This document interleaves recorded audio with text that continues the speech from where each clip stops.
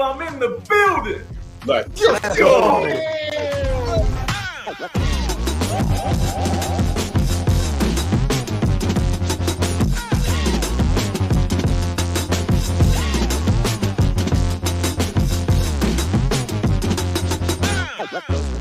Live with the Revival!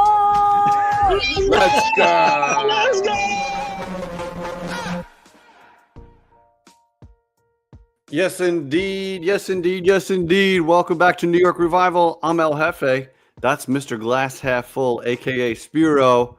On behalf of Eli Rax, welcome to the show, baby. We got a fun one tonight, which usually means we have no agenda. I think we should start off every show that we have no agenda. We just got a fun one tonight. It's going to be a fun one. Yeah, just let it go. Just let it all go. Wherever the show needs to go. Are you drinking tonight? I am. Of course I am. Shit. Of course. Number one dad. That's very relevant. I like that. Speaking of relevant, how was Father's Day? It was really good. Really good. Got to play some golf on Friday. Can I tell you about my golf? Because you're like a similar golfer. Yes, tell me.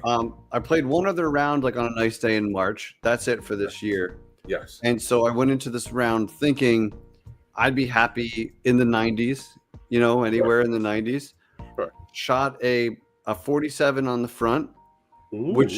but it didn't feel great. There. Like I feel like I left a lot out there. Right. I think I started 7.56. I never start hot in golf. Yeah, never, right. Not once in my life have I started hot.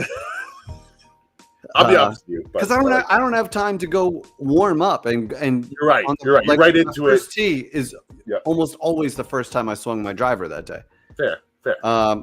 But didn't need my breakfast ball. I didn't use any mulligans all day. Didn't lose a ball all day. Oh, it might be the first time that ever happened. Look at you. And I finished with a 91. I shot a 44 on the back, which is probably the best 9 I've ever had. It's about 9.5, bro. Yeah, started with a birdie on 10. Went like birdie, bogey, par. Like started off pretty nice on the back 9, and finished with a 91. So I'm damn happy with that.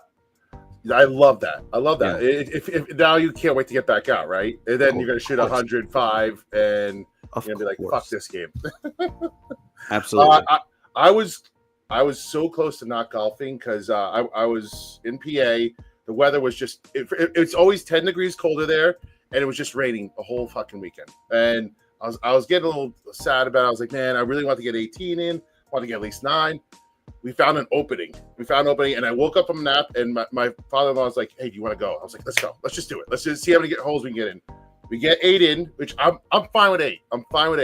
And my father-in-law beats me every time we go out by a lot. Like he's good. A avid golfer. Good. Okay. I came within 2 strokes of him by the time it was all said and done. I played good enough golf to where I felt like there's a momentum.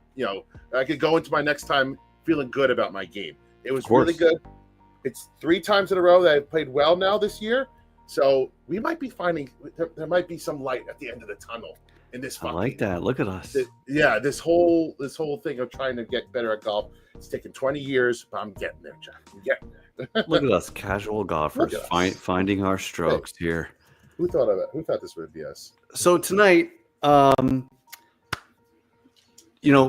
when New York Revival gets picked up and we wind up having like a long format show Monday through Friday, we won't be able to curse anymore. No. And that's going to be, unless we get picked up by the right, brand. Yes. But let's assume it's commercial airwaves. You can't talk the way we talk. Okay. Yes. So tonight we're challenging ourselves for absolutely no fucking reason. Why not? No cursing tonight. Okay. We're going to try not to curse the whole night. And if you do, you're drinking. We want you guys to hold us accountable. If you hear the slightest curse, you call us out. We gotta drink. We're gonna fail. This is a first. We're trying to get better here. We want you to help us get better. Okay. Yes. And we're getting better by drinking. So it's like it's we fail, but we drink. It's actually plus. You're kind of winning. Kind of a win. It's a win-win. So let's see if we can do it. Next item, and then we can dive into some sports and fun and all of that. Is New York Revival as we went to Green Bay. Bartlett, I don't blame you. And we can't lose Bartlett. We can't lose. Yeah, he's He's our sugar daddy. But you guys, if you haven't seen the video, the recap of when we went to Green Bay, highly Congratulations. recommend going to check that out on our YouTube channel. It's like a 3-minute. I got my last curse in. Oh yeah. Well, technically before I said the rule. We're gonna be official about it. Okay. Thank you for keeping me honest, Jedi. But we went to Green Bay. We had the time of our lives. We hung out with fans, interviewed them, had some fun, had press passes, got to meet Abdul Carter, talk to Travis Hunter. Pretty awesome. One of the best days ever. Well, we want to kind of replicate that, but bring that to some Giants games, home games, maybe an away game here and there where we hang out, we tailgate, go into the game. So week 1 is at Washington. That is attainable, right? So New York Revival is trying to get there. We're trying to get to DC for week 1. It's a 1 p.m. Sunday game. So if you are generous enough, any super chat between now and then is going towards sending us there. Let's go. Now, Let's go. That involves, driving, hotel, drinks, food. So we took it out of our budget to come up with this. Look at us. It looks even better than I imagined. It's so good. I mean, this is where we spend our money, on things like this. It's we're trying to get there. It's going to take $1,000 to do it, and that is to cover damages at home with our wives and families. Yes, because there will be. Because my wife is a teacher, and she's going to kill me for the first week of September going to DC. But I'm willing to do it for you guys because we need to have this event covered, right? Yes. So every $100, I'm going to color in, and we're going to get there. And we're going to do this by September, and it's going to be awesome. And we love you guys, and we thank you. Let's do it. It's the best. You guys came out and really produced, and gave us an awesome time in Green Bay that we in turn shared with you guys. And that's exactly what we're going to do when we go to Washington. We're going to share the trip down. We got some potentially special that will also be happening in that trip. We can't give you the details yet. It's still a work in progress, but we got some special shit working that we want to present to you guys, maybe a new segment. And we're gonna tailgate with a bunch of people down there because there's a heavy contingent of Giants fans down in the the DMV? Is that what they call it? The DMV area? That's what they say. Yep. Yes, that's what they call it. The cool kids over there. So we're gonna get a bunch of Giant fans down there, and we hope to see some of you guys down there too. There's a couple of you that already reached out to us, said you're going. We're gonna videotape the whole thing, interview people, have a good time, but we can't do it without you guys. So we hope that you guys can help us along and to achieve our dreams and bring you guys along with us. I love it. I need to unplug my audio and get back in here. Give me 1 second, if you can hear me. Yeah. I got you. Hold on, before you go. Well, hold on. I'll wait till he gets back, because Bartlett, right out of the gate, of course, with the big bomb to get us going. I love it. I fucking love it, Bartlett. Ooh. And there I go. First curse. Didn't take long. Only took 8 minutes, but gotta get this party started. Gotcha. Okay, drink. Can you hear me okay? I hear you great. Great. So look at this. Wait, we got 2 right at the bat here. Do we? Started. Oh my God. Look at this. Who's better than these guys? I mean, these are 2 OGs right here. Yo. Bartlett, I mean, if we had Eli, holy shit, a super chat. Yes. Bartlett, NYR sugar daddy. He's our sugar daddy. Revivalist of the year. How true is that? We got to come out with both things are very true. But Judge right underneath him they're going tit for tat, these 2. They are boys, and they again, they're the part of the reason why they keep the lights on here. There might be room for 2 on the throne here. Hey, they might be co-revivalists of the year. I'm just saying. They are at the top right now. Yep. Richard Judge has been here every show. He's been here all along. Gotta love him. And thank you so much. There's another one, another 20 spot, dude. Thank you so much. The best. I guess I'll start coloring in once we get to that first line. Like a couple ticks. Yeah. It might be a little cumbersome to start doing every donation, but when we get to this line, then I will color it in live. We'll do it live. Fuck. Oh, we'll do it live. Geez, here he goes. Would you? Yeah. I did. I mean, we're gonna suck at this game. It's gonna be an adjustment. But it's gonna be a big adjustment. But we're doing it for the kids, okay? We're doing it for the kids out there, the future kids that watch our show, and hopefully we'll get, like you said, to a point where we're able to curse. But we're in training here. We're in training. We want to get better. But even Pat McAfee, when he got picked up by on. ESPN, oh my God, Tuto! Hold on, Tuto. Okay, what a legend. he is another one of our OGs. See, look at our guys just come and they bring it every damn week. Massive salutes and respects. What a hot start! I mean, what a hot start.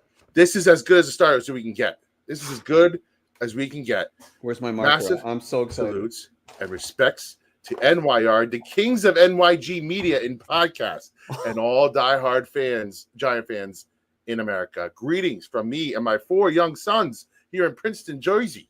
I'll be here at home just for a week. Tuto, man, one of these days, I mean, Princeton's not very far from me. It's about a 20-minute, half-hour drive. One of these days, it's going to line up, and we're going to make this happen, okay?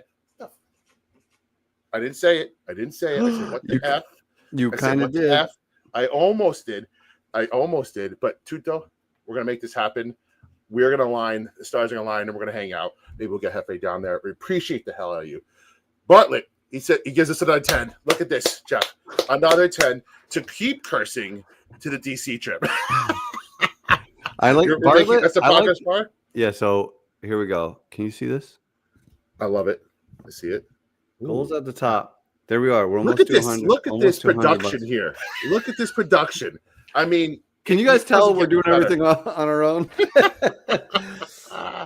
That's exciting. Jay, you're right. I'll take a half drink because I partially F-bombed a little bit. I like how Bartlett tips like he's at a dueling piano bar. Like he's like $20. Stop that song. Yeah. Do this. He tips for what he wants. We're a bunch of sluts. But he's earned. Yes, of course. But he's earned that right at the same time. You have to respect it. He has.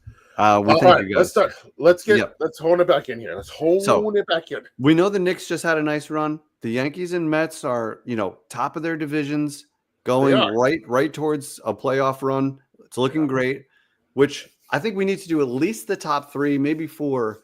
But we've done this in the past. But where would you rank all the New York teams right now in terms of how? I know you get some bias for being in season, right?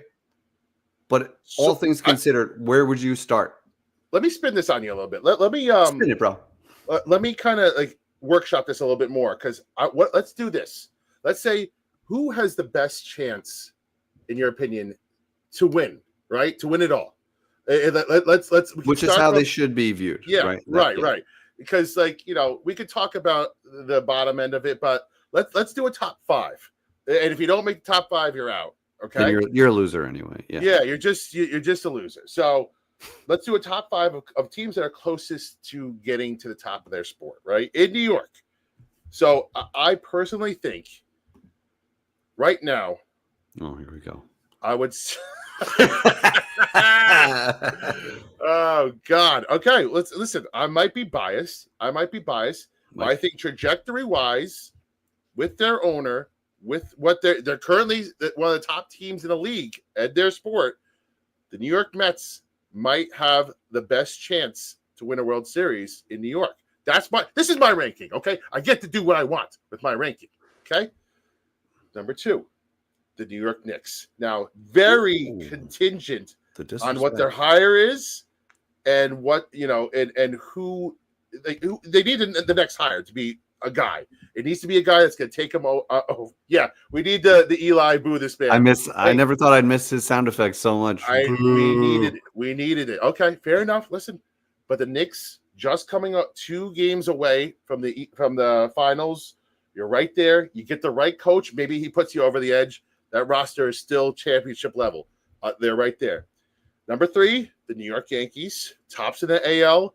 I don't think they have a lot of competition really when it comes to other big time forces in the AL. Like the Astros aren't the Astros, the Red Sox aren't. Although they gave the Yankees a problem though. Yeah. Listen, the Yankees are going through a funk right now. This is baseball season.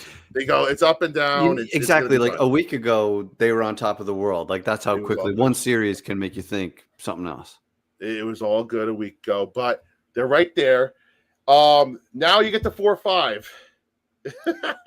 You know what? Like, it's totally reasonable to say the Mets are number one, but obviously we're going to break your balls. I listen, and until they ever like get through it, I'm always just going to be this delusional Met fan. That's like, okay, whatever. It's just the Met fan saying the Met fan things.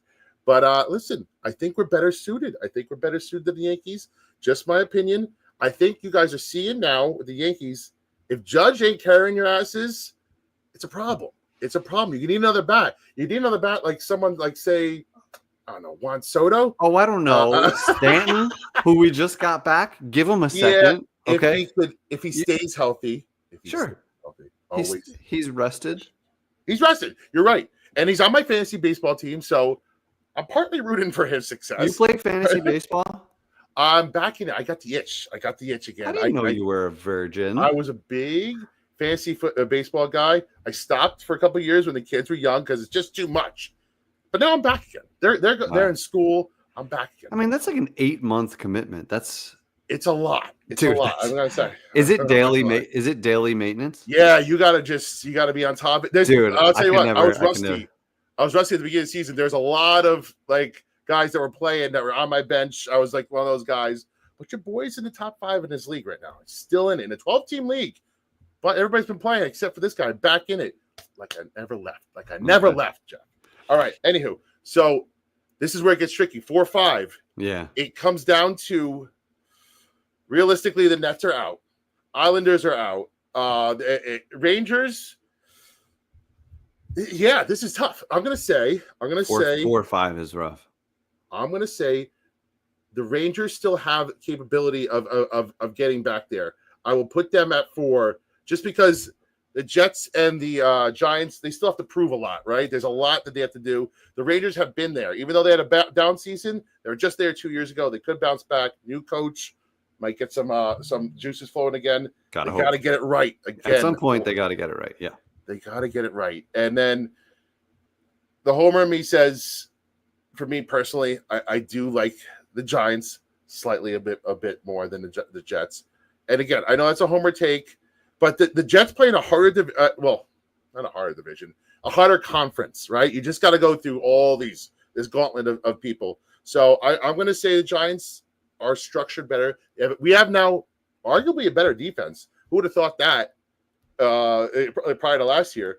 And our offense is not too shabby, man. Not too shabby at all. I mean, you take Justin Fields or Russell Wilson. That's last year's camp battle, and exactly right. And Russ won that battle. So just saying. Okay, that's fair. Yours. All of your takes are fair. I will say number 1 is actually the Knicks. There is something about the Knicks that is just different from every other New York team, and when they're good and relevant, it's like the crazy of every other Yankee, Met, Giants, Jets. Yes. Like they're all crazy Knicks fans somehow. Yes. And granted, I don't love the coaching situation as it is right now. I don't love that they're scrambling. I think Jason Kidd would be settling. Is that an obvious upgrade over Thibodeau? Not in my eyes, in which case you shouldn't have been so quick to make that move if it's not an obvious upgrade. If you didn't have, like, they just did it too quick. Yeah. But the Knicks are 1. Their stock is soaring, and we're only 2 weeks away from them being the hottest ticket in the world, basically, which is also biased. Yeah, well, I mean, I'm just saying. But Knicks are 1 for me. Yankees are 2. They've been there. They were in the World Series last year. This is a team that has aspirations to get there right back and have another shot at it. They're number 2 for me. Okay. I will give the Mets number 3.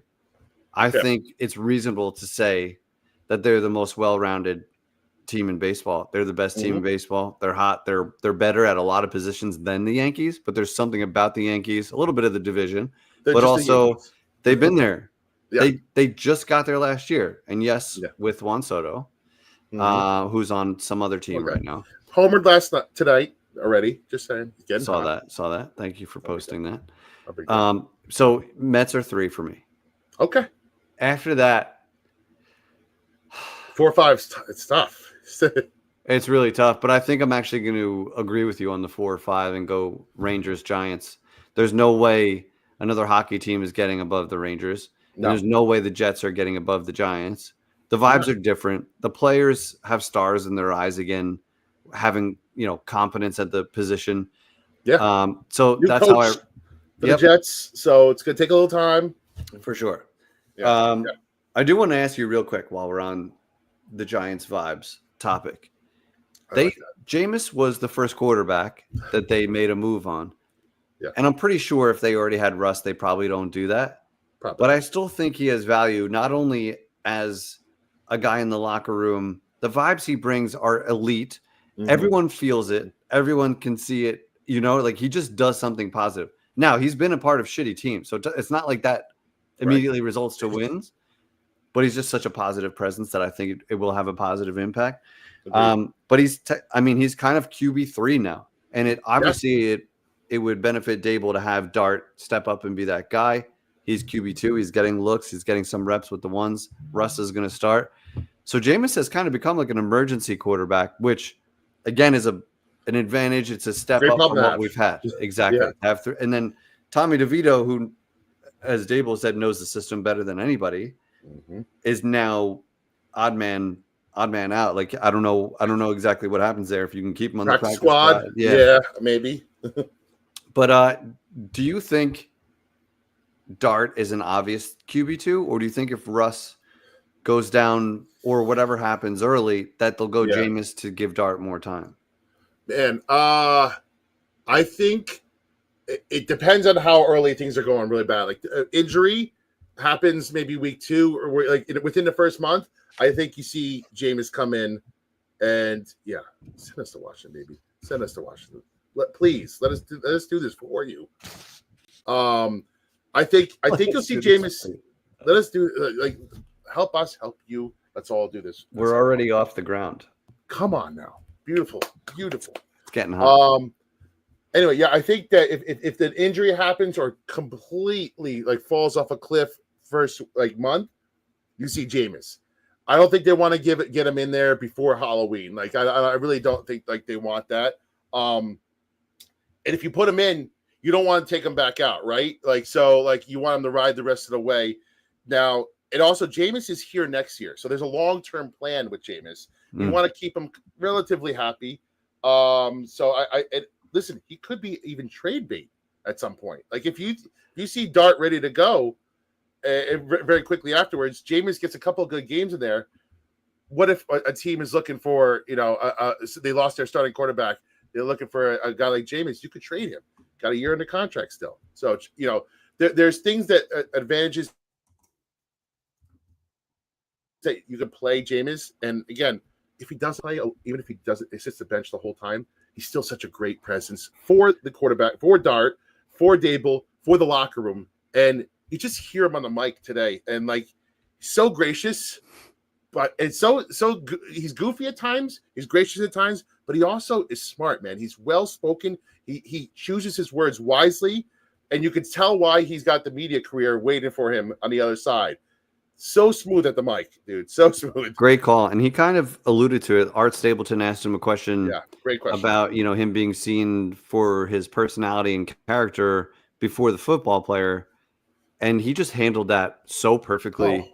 And as I'm listening to him, I'm like, football comes and goes for everybody. Now, granted, you will have made enough money to do whatever you want. But he's gonna have endless opportunities because of his character and his personality. And he has become just maybe the most likable guy in the NFL. By the way, you see guys, former NFL players now transitioning to the media more than ever and faster than ever. There's a good chance that Jameis will make more money in the media for the rest of his career, which could be a 20-year plus career if he plays it right, than he is playing football. So you got to think long term too. So Jameis again handled it with class, said everything nicely, and just it pisses me off because he gets this I don't know, not vibe. What's the word I'm thinking about? Everybody around the league thinks he's like a clown because of his stupid, his antics in the huddle, his silly sometimes in-game interviews, his pump-up speeches. They're silly.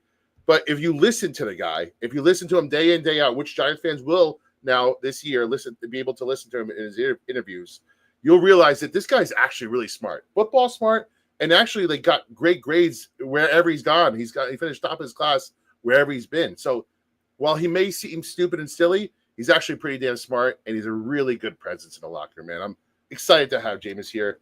Yep. As an FSU fan, even more excited. So this is great. And it's very telling that is Cam Jordan, dude from the Saints, Yes, right? Who was there for a while, like well-respected pro, maybe Hall of Famer. I don't know. He's been around a long time. Yeah. And he was interviewed. I forget if it was Kay Adams or whoever else, but they're talking about like what veteran quarterback, and he said Jameis. He's like, I would do it. Like that's very telling of a guy like him to say, even though they weren't super successful. But he knows that means something, because he said no to other veterans. He's like Matt Ryan. No, he like immediately said no to Matt Ryan, who's a way more accomplished quarterback, knowing what Jameis can bring. So Giants have a good situation there. It's like a perfect bridge situation to help Dart develop and get comfortable and all of that. Can I also say one more thing? And I don't mean to try like beat on Tommy DeVito here, because he's done nothing wrong. Like by all accounts and measures, he shouldn't have played as much as he played, and that's put him into this negative kind of spotlight with a lot of fans, because he may have cost us Jaden Daniels and some other quarterbacks. But that's neither here nor there. But I'm gonna be happy when there's a day that we're not talking about our practice squad level quarterback anymore. And again, and no fault to Tommy DeVito. He did what any pro would do. He went in there, he played pretty decent, probably even really good for an undrafted free agent. But like, I don't want to see pictures of him in it's like that picture of the Army guys and then the clown in the middle and then Army guys again. It's like, which guy doesn't belong here? It's like Russell Wilson, James Winston, Jackson Dart, and then Tommy DeVito, and again, no fault to him, but I'm done with the whole DeVito thing. I love him. North Jersey guy. I love that guy, but he served his purpose. Now I'm done with him. I'm ready to move on. If you remember, Tiki told us that like the team actually loves him. Like he's actually one of the favorite guy. Like he's just good vibes also. So like their room has a lot of positivity going around. And I think Russ was better received than I expected. Yeah. I think he has like a different, he's not coming in like he was in Denver with these ridiculous demands and that diva shit. Like I think he's been humbled a little bit, and he probably wants to reestablish himself as a Super Bowl winning quarterback who can do some things. And he's in a division where he's looking up at the other teams. Mm-hmm. And so he's got an opportunity, and I think he's excited by that. And I think the other players are feeding off of it. You can see the receivers talking about like, so I ran a route and the ball was like on time. Dude, and I've never seen anything like that in my life. I Slayton. So many quotes. So I actually have them all. Can I go through all the quotes, please? Because like, this is not like, I don't know. Every quote I hear, I almost, and again, maybe it's not meant to be this way, but I take it as a shot to the prior situation they had. Whomever that was. Yeah. Yes. So let's start from the top here, because there's a lot of them. Now this is Slayton talking. A lot of times you'd run a vertical concept, a ball keeps going underneath. But Russ will alert you, hey, this safety drops, I'll get you the ball. And he actually has done a lot in camp, and it gives you a little bit of extra juice, right? He's running every route like he might get the ball. When you play with a quarterback that's that's just going to take the easy pass. You don't run that deep route with as much vigor and as fast as you should, because you're like, you know what? I'm probably not getting this ball. I'm not. So that's a big thing, because it just gives the defense, stretches the defense, right? They could see you as an actual problem, and he could bust one open this time. He just actually runs it. So that's one of the quotes that kind of, again, all these quotes are subtle, but not so subtle shots at the last guy here. So and a quick pause right there, because that means so much in this game. And you know how many routes Slayton had to run where he wasn't the number one receiver and literally never got the ball? Do you know how discouraging that must be for a receiver to just know before you even run your route, you're not getting it? Like, I'm just doing cardio out here. So now you have a quarterback that's seen everything, that knows what to look for, that's not afraid to go to his second and third looks, things like that. So it means a lot, and it's going to result in explosive plays, because that's how you exploit a defense. It's not always the explosive offenses are not going to the number one option on every play. He's looking deep, then settling for sure. Like you can't, it can't be the opposite. A lot of people, not gonna say names, look short, look for that safe play first, and don't really give the deep opportunity a shot. This is a different mindset, and it's gonna change everything, especially for deep bets like Slayton, like Neighbors, like Hyatt, like these guys feast on these deep balls. And we thought we saw the best of Slayton, and I don't think it's even close yet. So here's another quote. Yep. Oh, sorry. Go ahead. No, you're good. You're good. Go ahead. All right, another quote by Slayton here. Again, Slayton, who wore the no DJ slander shirts, who said it in his press conference. This is very telling that Slayton is the guy saying all these things. Right. Great shirts, wrong quarterback. Yeah. Correct. Giants receiver Darius Slayton described Wilson's passes as having a nice pace, even spiral, a firm ball that gets to you so you don't get killed, but smooth enough that it's very catchable. Again, very catchable balls. And he and Robinson kind of said the same thing. That's a very big thing. Yak depends on catchable balls to be able to catch it on the run, catch it in stride with anticipation, and just a nice pace on it. You don't have to gun everything in there, So big thing for the wide receivers. Another Darius Slayton quote. One more. Actually, there's two more. And so he was asked, how would you describe the chemistry with Russ so far? Honestly, it's been pretty smooth. It feels like he's been here longer than he has. And I'm sure some of those things attribute to his experience and his clear vision of what he wants. He's a very clear communicator. So as long as your ears work, all you got to do is listen and do what he needs you to do, and the rest takes care of itself. Like, this is a guy who's been with this program for months, a couple months, is already commanding the room, right? He's already telling the wide receivers where to go. And again, this is everything I hear, clear communicator, clear vision. Like the words are very like touch point for me when I see and I think back to what used to happen, right? Yeah. He's probably getting comfortable now, and now he's starting to understand where guys are supposed to be. And this is like the very beginning of the actual mini camp, right? It's not just rookies, it's full go. And now they're going to do this for a few days, have a couple of weeks off. So he's going to start commanding this more and more. And when receivers learn that he knows how to take advantage of a mismatch or a broken coverage, whatever it is, they're going to rally around him even more. And I don't want to get too hype. Yes, it's Russell Wilson. But at the same time, this is a major upgrade that the Giants have been really desperate for at the most important position. So I think it's fair. And Slayton, I know we're talking a lot about him. He has a huge opportunity because you look around the division, every other team loaded up at wide receiver too. Washington brings in Debo. Dallas brings in Pickens. Yep. Philly already has Devontae Smith. Yeah. Those are the wide receiver twos on those teams. Darius, where are you? Are you in that conversation? Or are you that guy who just sticks around? And are you, are you a jag? Basically, you have an opportunity because all the focus is going to be on Neighbors. You can eat. You can actually eat this year. Oh, if things break your way. And I think we have not, I said it before, but I don't think we've seen the best of Slayton yet, man. We haven't seen a guy that's a true deep ball passer throwing on the ball, a guy that hasn't thrown with anticipation. You get Slayton going on the run, he could take advantage of his speed, and that's something he hasn't really been able to do yet. That's the best part about this whole thing. I think we get to truly evaluate these wide receivers like Wandell, like Slayton, like Hyatt for the first time.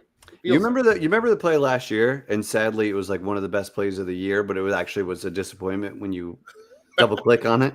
But Neighbors caught one. It wound up being like a 50-yard gain. And I remember being on the left sideline. Yep. And on the TV view, you just see Neighbors catch it. You don't really know how he got open or why, but he's got all this space.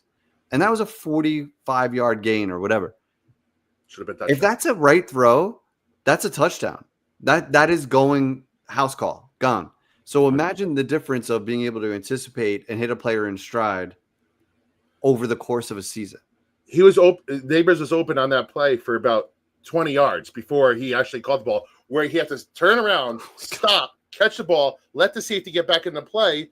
And it's, again, 30-yard gain, cool. Should have been a touchdown. Imagine in the NFL being able to stop, come back for the ball, and still getting a 45-yard gain. You know how good a receiver you are?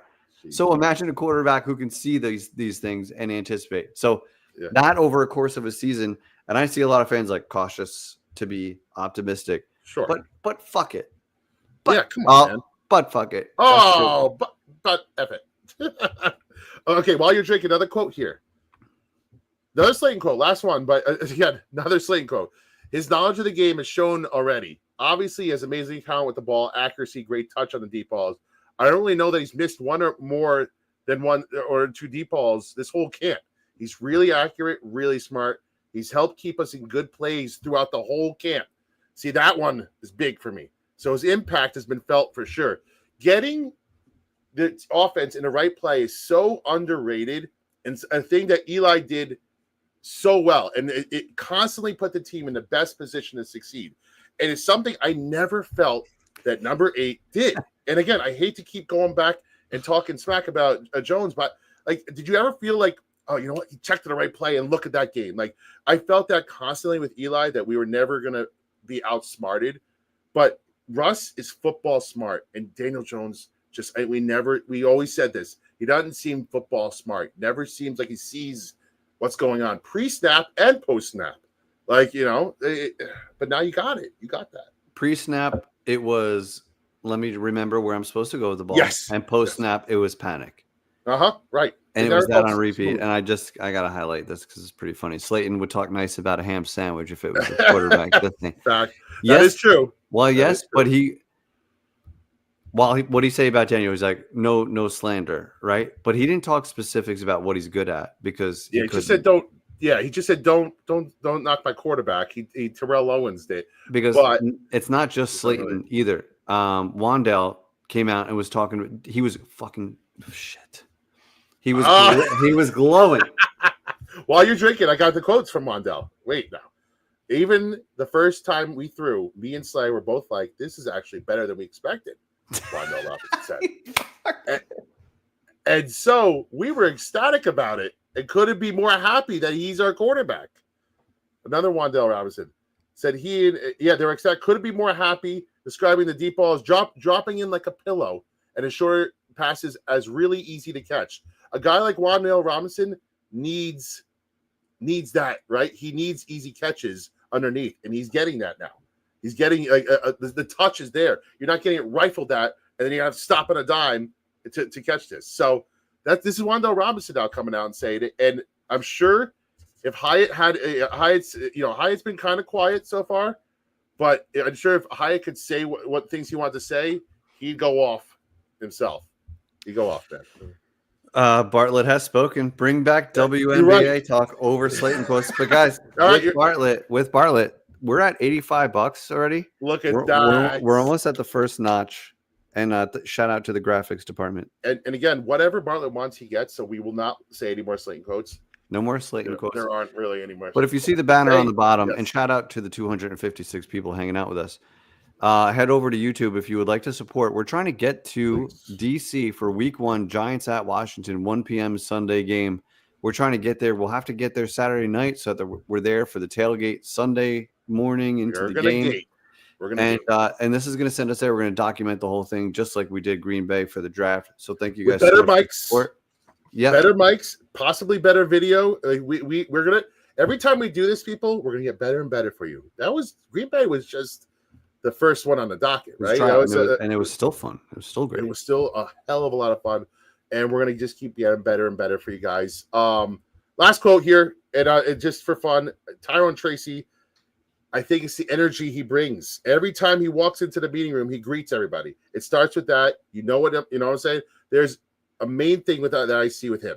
He's very intentional in what he does. He speaks to everybody. Again, no matter if you're a starter or you're number 3, whatever it is, he treats you like you're a starting person. He also gives you the confidence, and he speaks life into you. I don't know. And again, it's tough to say because I don't know what happened in Pittsburgh. I don't really follow the quotes of the players early on. But this feels different, like you said, than Denver and Pittsburgh coming in. This feels like Russ kind of knows this is his last shot. He's in NYC, which, again, he's wanted to come here for a couple of years now. We turned him down last year, and now he's here. So I think he wants to be here. He feels the good in the locker room. He feels good with Dable, and he knows this might be his last chance at a real starting gig in the NFL. So he's I think you're going to get the best version of Russ. Whatever that is. I don't know what he's got left. I'll take what he did last year even. But you might get even better, man. So, like, I love where we're at right now. Again, if he fails, we have our franchise quarterback sitting in the wings. So it's a pretty good spot to be in. Indeed. And I think it's going to pay dividends. And I think Russ brings in, he's got obviously the experience. Like the dude has won a Super Bowl, should have won 2. He was right there. Like what a start to your career. But now I think he's a motivator. But I think once guys see a couple tough throws, corner end zone touchdowns, they're going to be like, okay, this guy is more than just a talker because it's practice, it's camp. So the receivers are buying in because they're noticing the difference. They're catching the passes. Holy shit. Holy shit. Are you kidding? Wait, Jeanette, is this Mrs. Bartlett? Is this Mrs. Bartlett? What? Holy shit. The Bartletts are coming out swinging. Now, Bartlett, like you're commenting just as Jeanette Bartlett is sending this in. Bartlett, is this your wife or is this the weirdest coincidence in history? What's happening right now? You got big up in your own home, so you better go figure it out too, because wifey came to play. If that's the situation. Thank you, Jeanette. You're the best, absolute best. That's like a 185. Look at that, 185. You know what? We might have. She might be right up there for the co. Revival.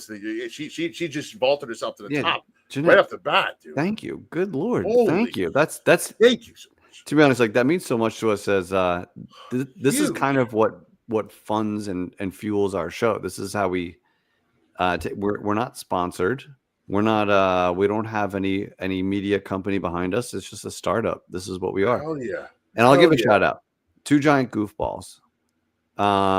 Please DM me on X so that I can follow you. That's not the comment I meant to feature. Sorry, I'm trying to talk and do this at the same time. But you made me laugh like 3 different times. So go check out 2 giant goofballs, and then send me a DM on X so I can make sure that I'm following you there as well. Same. Listen, this is awesome. Again, this is going to be a 3-month process for us. We're going to get all our ducks in order. Every cent of yours goes to helping us make the Washington trip more and more special. And again, I'm not going to toot our own horn, but the last time we went out to Green Bay, we brought you guys back a star defensive end edge rusher who is killing it in camp, by the way. We're going to talk about a little Carter in a little bit, but got our star and we got a quarterback. So that's what happens when you send the brothers out.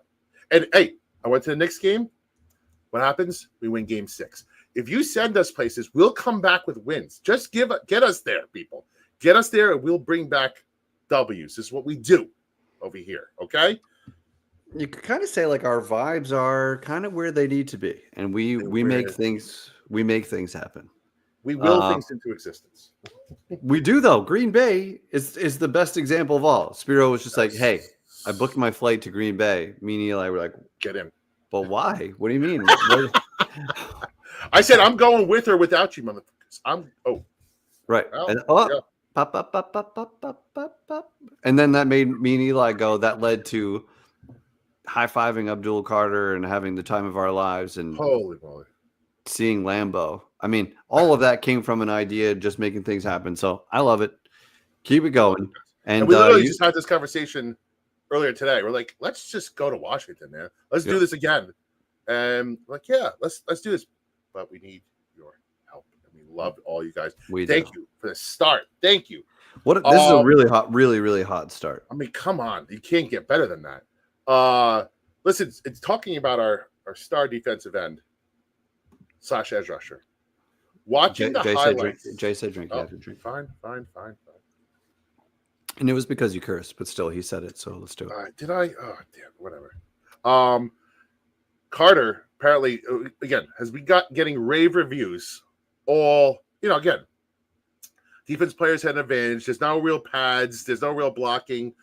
But, I think it was Connor Hughes today said, like, there was, 3 consecutive plays where Dart couldn't even hit his back foot by the time Carter's there. And you saw the one video of him, Burns, and KT converging on, I think it was Russ at the same time. Again, before he could even hit his back foot. So, and you saw where Carter was lining up. He was a defensive tackle. NASCAR kind of shit. Stop. Damn it. You are one pathetic loser. I'm just going to get drunk by the time this 270 people are watching you struggle with not cursing. I love that. Not curse, but I'm getting better. Every day, 1% better. And I'm going to get better after today. That's all you got to do. That's all you got to do. So I want to ask you, how much do you put into this Carter being an absolute freak of a player in like OTAs? Like, does it carry anything for you? Are you any bit more excited than after we drafted him? Or is it just like, you know what? Let's just see. So AT's not there. Yeah, like number one, our O-line is not good, and number two, it's just practice and all that. You can't tackle all of that. But here's what does matter to me is that almost in unison, every beat writer that was there was it's the eye test, right? Mm-hmm. Because regardless, he's still up there against professional athletes. He's with Thibodeau, with Burns. And they just keep saying his speed is different. And that's what I took away from it. And that's what I do get excited about. It's not like, oh man, he would have had a sack, blah, blah, blah. It's that the eye test showed that everyone there had to send it out immediately. Like, this guy is wreaking havoc at practice. And like, you can just dream. You can just dream about the pass rush and what it's going to be. So yes, I take something from it. Not that it doesn't mean anything. Right. It's not the end all be all. But it's just to tell you, it means something. The eye test for me is everything. And again, we saw the picture of it. Like, he spin moved on that one video off the guard. Like, how is a guard supposed to keep up with that kind of speed? And he hasn't even refined his pass rush skills yet. This guy's working at like scratching the surface on that. Pure raw talent. The edge. Yeah, he's been an edge for like a year and a half. So again, it makes you think about, Micah Parsons, and again, the leap is not too crazy. Penn State guy, but Micah Parsons came into the league and he had 13 sacks right off the bat. Defensive, like in the running for defensive player of the year, rookie of the year. Like it makes you think of like Lawrence Taylor. He came in right off the bat, 9.5 sacks, rookie of the year, defensive rookie of the year, like defensive player of the year. It has happened before. It can happen again. We drafted this guy 3. Micah Parsons went 11. Like, it's possible that we could have this demon and he could change everything, dude. He could literally change everything. It's exciting to see. And it might even come down to like our DC being the guy that knows how to, that's as important as anything else. That's number one. And number two, the upgrade at quarterback means you're going to be more competitive in games. The other team is going to have to throw the ball more. That results in more sacks. So there has to be a balance there, and the Giants have moved in that direction. You have a quarterback that should keep your offense alive, right? Can you give us 23 points a game? Can you get us into the 20s? You got to get out of the teens, man. You can't win games in the teens. We're not asking for a lot. That's middle of the road. Right. That's right. We're not asking for the Lions putting up 32 points a game and stuff like that. We'll get there. And again, I think this thought process now of like, and again, I think it was the quarterbacks coach that was talking today, Tierney. He said like it forces defensive coordinators to change their mindset, right? You can't sit on all these short passes anymore. You have to stretch your defense a little bit more. You have to respect the long ball. That opens up things for everybody. The run game, the underneath passing, it all works off each other. And again, explosive plays energizes the team, energizes the offense, gets the defense hyped up. Now that pass rush can pin their ears back and start rushing the passer, actually. Whereas opposed to last year, we're down every game and we're working our way back, slow offenses, sapping the life out of the whole team, going 3 and out. And it just invigorates everything once you have a quarterback. And that's what Dable has been preaching this whole time. I just need decent quarterback play. He doesn't need a stud. He just needs decent quarterback play. When he's on the brink of getting fired last year and Andrew Luck goes off for an all-time perfect game, he jumps in and he's like, well, this is what happens when you have good quarterback play. Yeah, exactly. Nobody directly shits on Daniel Jones. They just do it indirectly. What in the world? Bartlett's got paid today. Two. Jeanette. Look at these two. Guys, this brings us to Like Bonnie and Clyde. 195. I mean, come on. This is dream start, guys. Dream start. Bartlett's are really just taking the mantle here, and they're Some are saying they're the royal family of oh, revival. I like that. Of revivalists. I like that. The royal revivalists. Royal revivalist. Yes.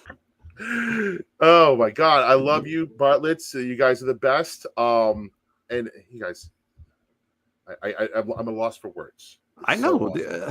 I'm at a loss for words with these two. Jeanette, thanks for joining. Unless this is Bartlett on two computers, I don't know. Yeah. Jeanette and Bartlett. We might have to check the funds to make sure that Jeanette knows what's going on here. Okay. Oh shit! There it is. And Rich will not be outdone. Will not be outdone. Oh my God! And look. Oh wait. There's more. Bartlett in the house, but Rich is killing it. Bartlett came back again, and he's out here working tonight to make the DC money. Jesus! Look at this guy. I love you, Bartlett. And he was awesome on the show, by the way. We gotta have him back on. Very good guest. Look at that. I mean, come on. If we complete this, I feel like we owe something to them. Yeah, and then set a new goal. Like we got to, if we hit this goal before September, we got to do something nice. We're gonna bring back something awesome from Washington. I don't know what it is, but you're gonna get it. Well, in the meantime, like a street sign we got to send a piece of the stadium. And we got to send Bartlett something. We got to send Richard Judge something. Yes. We got to send you guys some gear. And we are working on that, by the way. We are working on merch.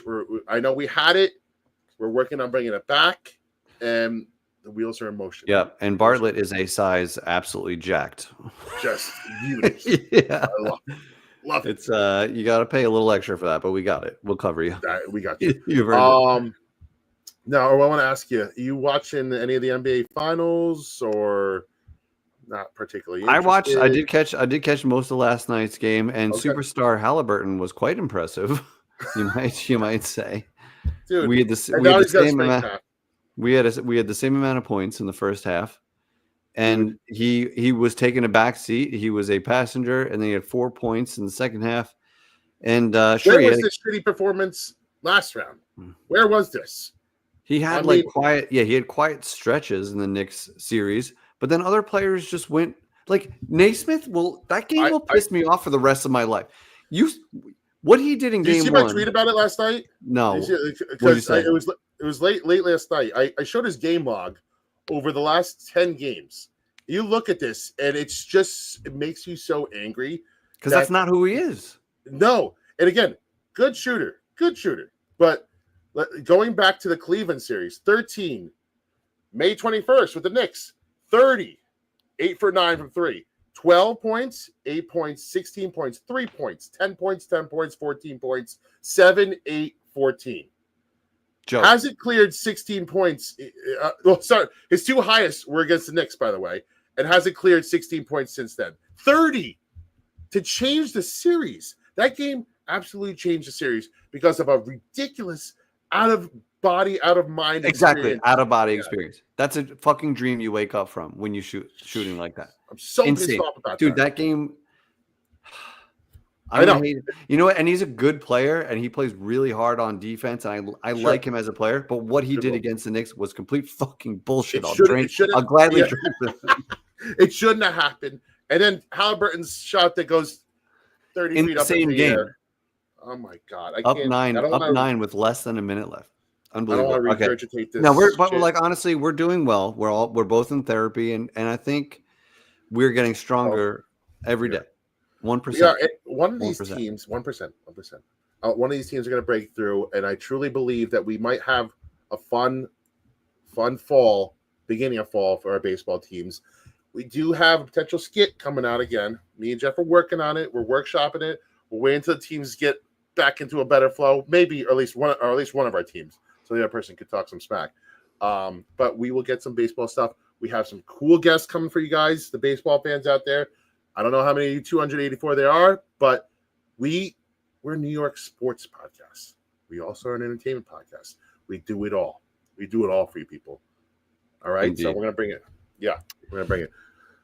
What else? Is there anything else you want to talk about? So the one last topic, and this is a fun topic. We've talked a lot about sports, and I met my neighbor at the bar before this show, and something came up, and I thought it might be a topic worth discussing. Now, you don't have a dog, right? I did. I've had dogs my whole life until past like 10 years. So I am in the market for another one. No, very similar. I always had a dog growing up. My wife is not from a dog family, allergies and all that, so I will never have a dog again. But this is just a terrible situation to be in, and it's when your dog needs surgery, and you start weighing the how much and the age and all of that, and it turned into such a funny debate at the bar. So I don't want this to be morbid or anything like this, or anything like that. But I'm curious if you have any like benchmarks in your mind where you wouldn't do it. Like, for instance, this guy we talked to, he has an 8-year-old dog. Yeah. He lived a good life. He happened to. Let's say that. Let's get it out there. Let's call that a win and get a new one. Wasn't. So what kind of dog years? Like, human years, like a right. lot, And when he said 8, like my last 2 dogs only lived till 8, both of them. Same. And so his dog is 8. He had insurance, which was like really the difference maker. That's big. And the surgery cost $10,000, but with insurance, it was only $1,800 out of pocket. Okay. So I think that was obviously the difference right there. Yes. But most people don't need that insurance, or don't want to pay for that. 10, like the other guy that was out with us has a 3-year-old, and he said even for that one, he's like, well, because the dog went out to the farm, kids. I'm sorry, he's living his best life on the farm. And it's so dumb because the dog tore his ACL chasing a rabbit. That's what happened. Yep, that sounds about right. And $10K surgery, $1,800 out of pocket. But the guy was like, I would have paid $10K. I would have taken out a loan. And it's not like this is a multimillionaire saying this. This is a regular guy. And he's like, I would have taken out a loan. This dog is everything to me. I know. For a lot of people, that dog is like another kid, And again, that factors into it too. Is this dog your boy? Is it? Yeah. What kind of environment are you living in? Is it you and your wife and the dog? Is it just you and the dog? Is it you and the kids and the dog? That changes things. So $10K is a lot. It's a lot. I think that I'd have to. Goofball said his dog had $3K, and he throws around money like his last name is Bartlett. So nice. Respect it. Jeanette respects that as well, I'm sure. Yes, I'm sure. So it matters how old the dog is. How old is the dog? Like, honestly, it's the age and the amount. Right. And there are some people that will pay anything. Sure. I remember my old boss spent like $12,000 on a dog that was like 12. And it's like she just loved it, but she was also like more well off. But like $12K on an old, or like whatever it was. Right. When you're past 10, that's like you could go next. And again, I guess it depends on, is this a dog that generally lives a longer life? Like I had the bigger dogs obviously don't live as long. So if they're 8 plus, it's like, okay, am I doing this to save them for another year or two and then it's gone? So it's tough, man. There's a lot of factors, but I would say $10K would be my absolute max, and that dog would have to be under 5 years old for that to happen. I think that's, and even like that stupid amount, you know what I mean? But it is family and 5, they're still in their prime. They should have many years left. I love this page. I'm checking out their best. They're awesome. This is they're your best friend. They say it, but it's for real. Like, so what price do you put on saving your best friend for a couple of years? Dude, I don't know. My friend who said he wouldn't pay that much for his 3-year-old dog goes, I could have another you by tomorrow. And I thought that was up. Like, that's what made it so funny, is that like I had 2 people on the opposite sides of the spectrum. One guy who would pay 10K. 10Ks. I'll drink. It is Pride Month, so 10K for an 8-year-old. The other one wouldn't pay it for a 3-year-old. Pretty wild how that works. Uh, But circumstances, a lot of circumstances matter in this situation. But 10K is Indeed. my number. And again, has to be under 5 in that case. So, all right. We said it this all. was a whole lot of fun. I gotta say a genuine thank you so much, because this is how we do what we do for now. Hopefully it gets bigger and bigger and we keep going. And that's the We don't path want to have we're to on. rely on you guys next time. You No. know, when we keep doing this and we get better and someone picks us up, we'll just bring you along for free. But for now, you guys, we need your help, and you guys don't understand how much it matters to us. Look at the start we got. Look at the production of the sign. It's just I mean, you would never guess that this was printed as we went live with my daughter's marker. as we were late to going live.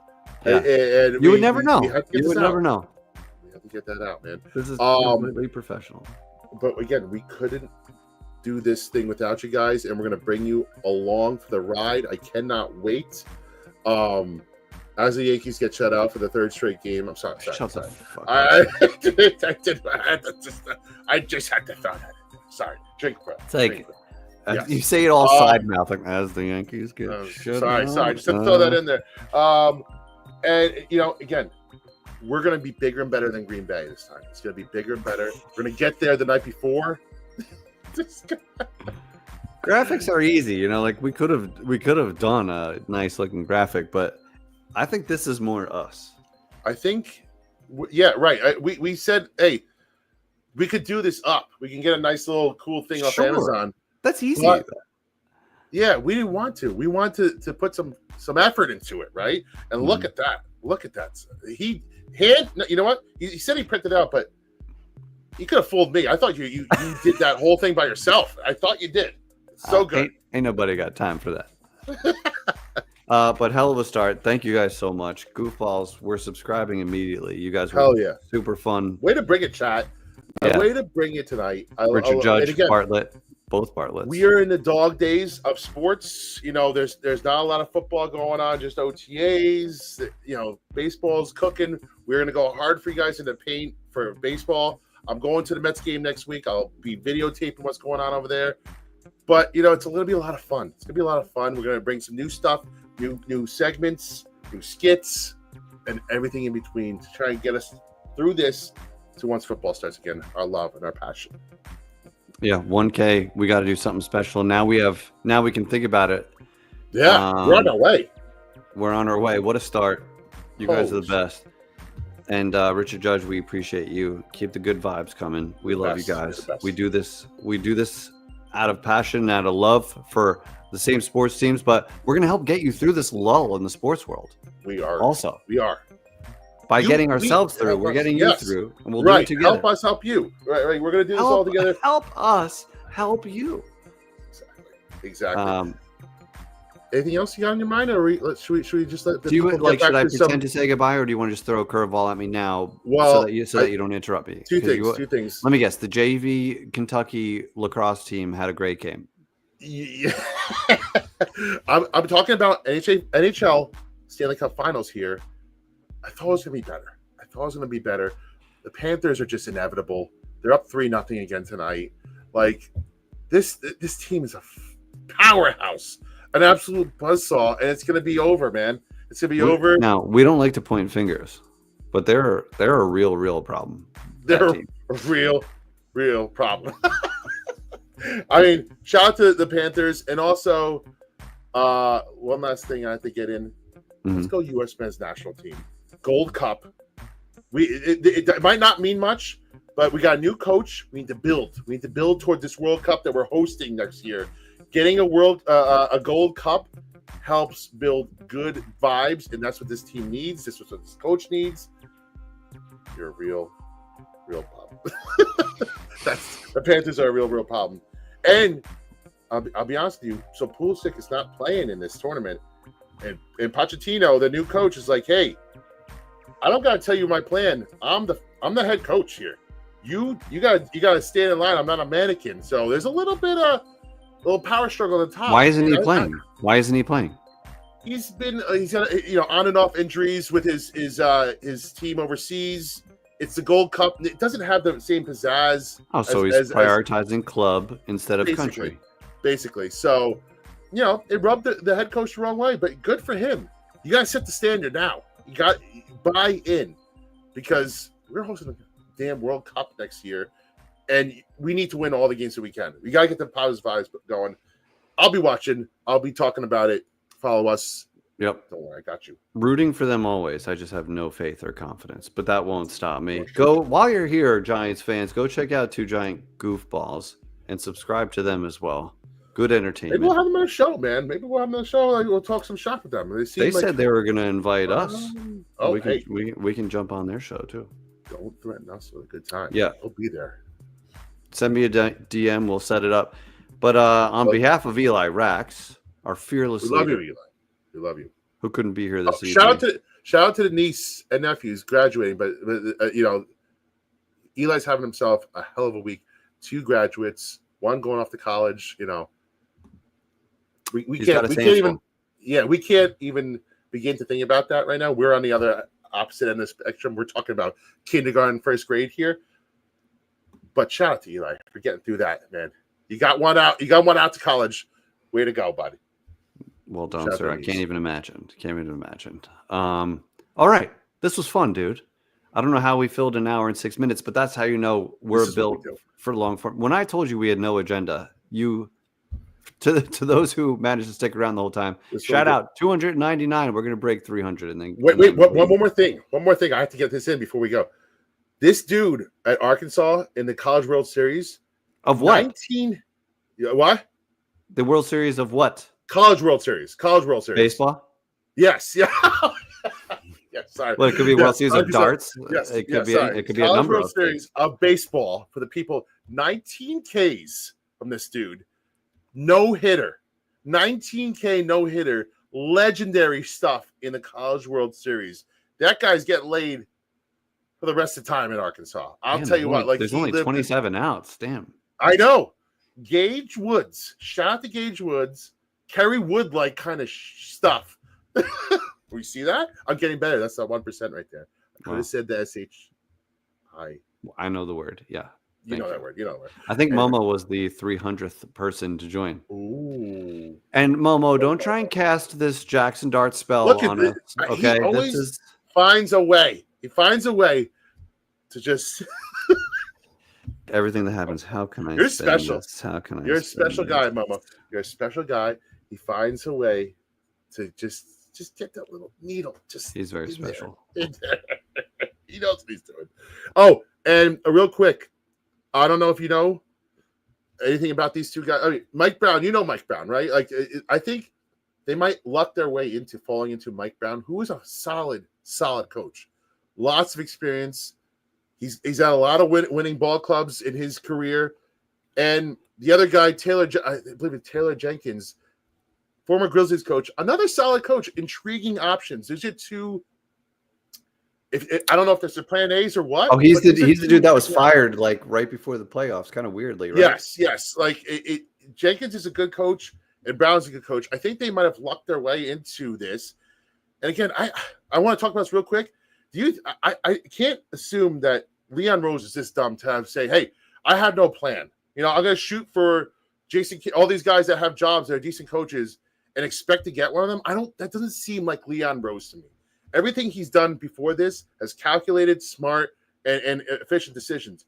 I don't think he fired Thibodeau to just say, hey, I got to get Kidd or my plan A is gone. Like, I think he tried for that. That's plan. That's part of the plan. Now he's got 2 very decent coaches who are right there. No, I don't. I think the Jason Kidd ship has sailed. I think that's done. I think that's plan. Keep him. I feel like that's plan B. Yeah. I mean, I think, Kidd's gone. But if he winds up being the coach, that's a massive disappointment in my eyes. Who, Kidd? You saying? Yeah. Like, who is a Knicks fan is going to be like, yes, that's the coach that's going to send us over the edge? Underwhelming, for sure. But I like these other 2 guys. I wouldn't say that they're upgrades from Thibodeau, but I would say they're right on par. And maybe what's the point? Extra part. What's the point? somebody said something. Somebody on that team, and it should be multiple players at this point, I believe, has said something about Thibodeau that wanted him out. That's the only thing that makes sense. And maybe because it seemed like Brunson loved him, but maybe he was just that much of a pro that he was getting along with him as much as he could. Yeah. And never throwing him under the bus. Like he always said, I trust him. Yeah. I trust him. Yeah. But maybe they all felt a certain way and they voiced it. That's the only thing that makes sense, right? Because you don't just fire a guy and then not really have a plan. So something happened behind the scenes, I believe, and people weren't, and you saw it in the quotes that came out afterwards. People didn't know the plan. People didn't know what much playing time they were getting. You know, these guys, the bench players want to be ready to play, and maybe this guy could get some development out of their bench players to get more out of the team, and that's why you saw the Pacers in the finals. And maybe Tibbs is the problem. I don't want to point fingers or anything, but maybe Tibbs could have been a real problem. Real problem. All right, boys, girls, ladies, gents, we did it all. We said it all. We had fun, and we'll be back here again next Tuesday. I think there's a plan, and we might have a really cool show coming up soon in a new location. It's an old location. Mm-hmm. We're not gonna get into the details just yet, but be on the lookout. We're gonna have some fun stuff this summer. We're gonna have a fun summer. We're gonna get you through. Yeah, we have a big day on July 8th planned.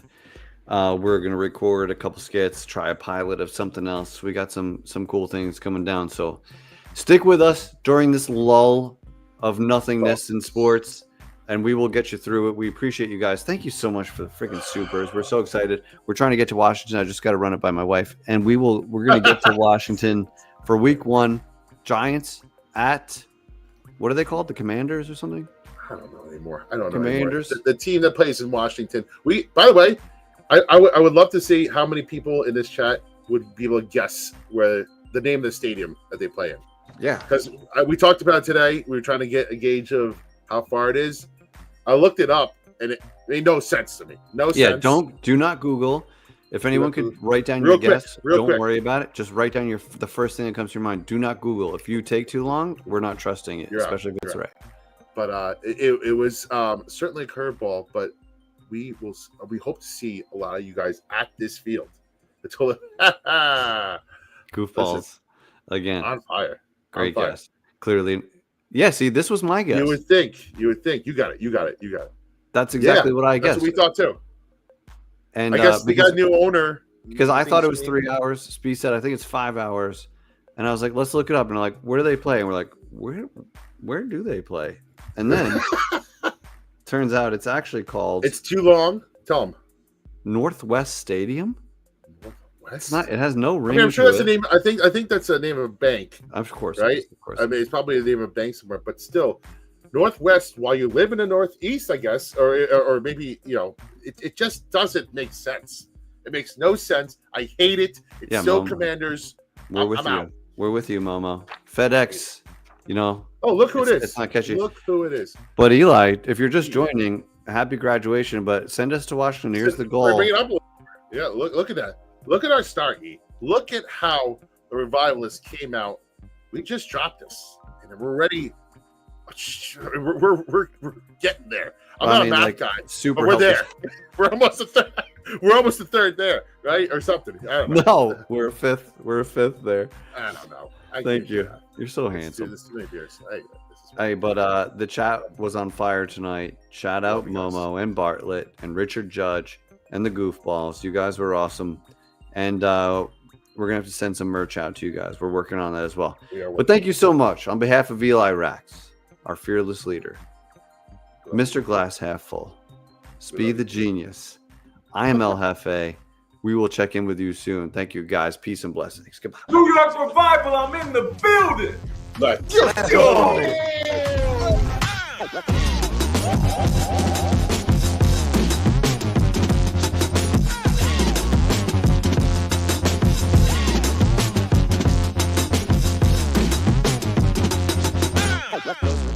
Live with the Woodlide Roll! Let's go.